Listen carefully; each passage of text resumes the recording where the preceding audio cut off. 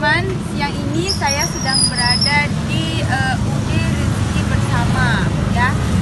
Jadi kan UD ini adalah salah satu distributor pertama produk olahan daging ya Bang ya. Iya. Ya, yang pertama di Aceh. Nah sekarang saya sedang bersama Bang apa namanya? Bang Yakin. Bang Yakin. Bang Yakin ini adalah driver dari UD Rezeki Bersama. Jadi Bang, saya pengen nanya nih, Bang udah berapa lama jadi driver di?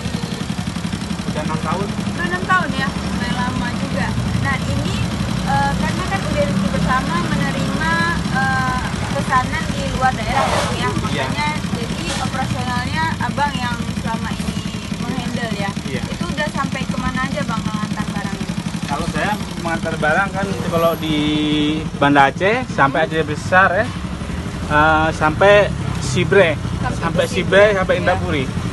Di luar Banda Aceh dan Aceh Besar juga terima ya Bang kan? Terima. Itu sistemnya berarti kita kirimkan barangnya. Ya, barangnya kita kirimkan dan uangnya bisa terus satu bos.